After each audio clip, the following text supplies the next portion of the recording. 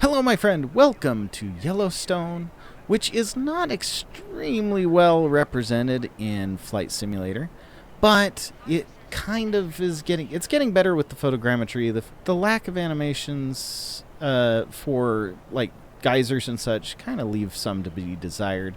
But we're gonna fly right over where Old Faithful should be and talk about what we're going to do today. We are going to go check out some massive volcanoes. And since Yellowstone is kind of technically a supermassive caldera, it seemed fitting to start with Yellowstone.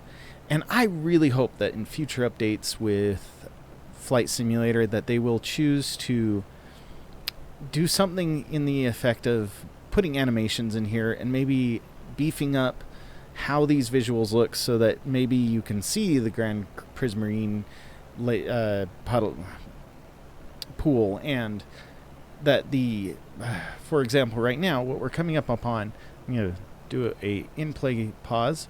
This right here should be a lodge. It does not look like a lodge, and it's kind of lacking in that effect. Right over here is where Old Faithful should be, and there's a serious lack of Old Faithfulness. Anyway, let's go to our first caldera. Wow, the weather is not good in Guatemala. So what we're going to do is we are going to take a moment and we will turn off live weather, and that will let us see things a little bit better. Today we are sporting the Icon A5 in a beautiful black and red, and we are at Lake Atitlan in Guatemala. This is a beautiful lake, as far as I can tell. I mean, I've never actually been here, but now that I've seen what this lake has to share, I want to visit this place one day. Right in front of us is a volcano by the name of San Pedro. And right to the side of us is another ancient volcano, which I do not have the name of, but right behind it, slightly taller, is Volcan Atitlan, or Volcano of Atitlan. Now, weirdly enough, though, all three of these volcanoes are in the mouth of a third volcano, which is much older and has this beautiful lake and the surrounding areas around it to just complement how this lake looks. So let's take a quick look at it. And now keep in mind, I chose to pick on a couple of larger lake calderas because of the fact that I really wanted to have fun with hunting down volcanoes that you could land in. You know, it's kind of fun, the idea of landing in a volcano. Which brings to light an interesting thought. It would be really awesome if one day Microsoft Flight Simulator included smoke off of live volcanoes. Like, how cool would that be to see kind of a plume emanating from this? I don't know if this volcano is active at all, but if this was an active volcano, how cool would that be to fly to active volcanoes and be able to fly around the smoke and the clouds coming off of it? I mean, it's not much, it's just clouds, but at least you'd have that. So let's go in for a landing, and look, even here, there's a fourth mini volcano that happened in this same caldera. This caldera is huge. I mean, we are barely touching its size, and yet, much to my surprise, it's not the highest. Like, we are not terribly high. Right now we're at an altitude of 5,900 feet, but the lake here is at 5,000-ish feet. So let's go in for a landing, and we can look at just how beautiful this is. I want to make sure my settings, sometimes this is a weird thing, but sometimes it changes all my settings to low, which is no. Why? We want the best settings. So, going back here, now look at that. Isn't that a pretty sight? I don't know what this whole shielding is that's on the edges, but that's more like it. Oh, this is such a pretty area. Oh, wee! Well, okay. Luckily this craft can take bouncing off the water okay. Oh, come on, let's stall. Burn off. Burn off. Trying to flare. There we go.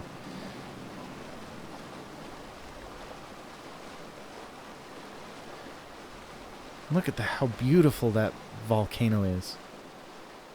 In contrast to its Volcano San Pedro, it looks a lot better, I have to say. But anyway, so that's our first caldera.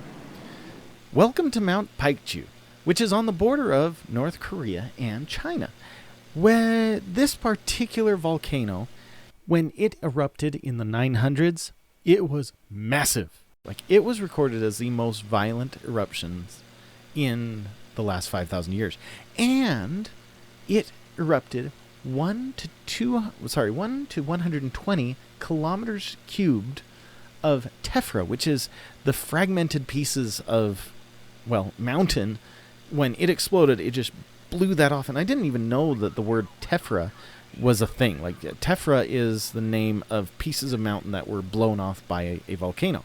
So let's go up to the caldera of this and take a look at it.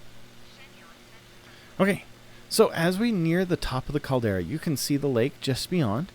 And this lake is still big enough that we can land in it, so we are going to take advantage of that. But our altitude is 9,000 feet.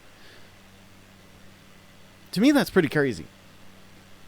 For this to have gone off and caused the largest, in the last 5,000 years, recorded eruption, that is pretty crazy. That makes me wonder what Lake Atitlan did when it went off. Like, I couldn't find very many details on it.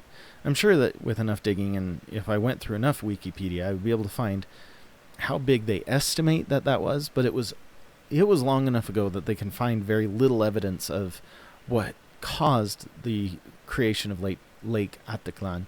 But there was enough detail in Mount Paikchu that to be able to make for an interesting story. I think it's fascinating that we have a caldera large enough at this altitude to be able to land on and take curiosity of it. I guess we are under 9,000 feet. We're going down to, let's see, what are we going down to? Let's find out. Now, the lake has been named different from the mountain. It is called Lake Heaven, apparently. I'm sure it translates differently in Korean or into Chinese, but the English translation for it is Lake Heaven, which is kind of a neat concept because it is a rather high altitude lake. So we're at 7,500 feet, and it looks like we're about to land. The weird effect that I get from the water, like the water isn't as blue as Lake Atitlan. It kind of takes on this purplish hue, which is really fascinating to me. Bleeding off our speed. I find that getting as much speed off in the air reduces how many times I bounce, like I did in Lake Atitlan. There we go. So here we are. This is what it would look like if you were on this lake. Isn't that crazy? Oh, jeez. Knowing that you're at 7,388 feet and you're in the mouth of a volcano. Oh, that would be so fun to go to. Although, I am a little bit weary about going and visiting anywhere near North Korea. I don't mind the idea of visiting China, but I'm pretty sure I'm not going to get to come to this caldera anytime soon. So this is a great way to visit this wonderful caldera. We will take off. I don't know if it looks like I have plenty of space in front of me. This is a really large lake when you think about it. It's like I just landed and I'm taking off without even hitting the edges of this caldera. That's pretty crazy. Well, I guess I'm getting close to the shore. It's not like Lake Atitlan. Anyway. Oh, look at that view. This is all the mouth of an ancient volcano. when this thing went off, it had to have made Mount St. Helens look crazy tiny. Like just a tiny blip on the radar. Anyway, like and subscribe to this channel. It'll be fun to have you come around again. And, you know, since gaming is now what I've set the channel to, you can bet on more games coming down the pipeline. Obviously, Flight Simulator is one of the ones that we're concentrating on, and we will see more Flight Simulator in the future, intermixed with other games, currently like Surviving Mars. We're doing a playthrough, and we're doing a playthrough of all the levels of Portal. So, hope to see you again soon. Well, that'll do it for us today, guys. Have a wonderful day.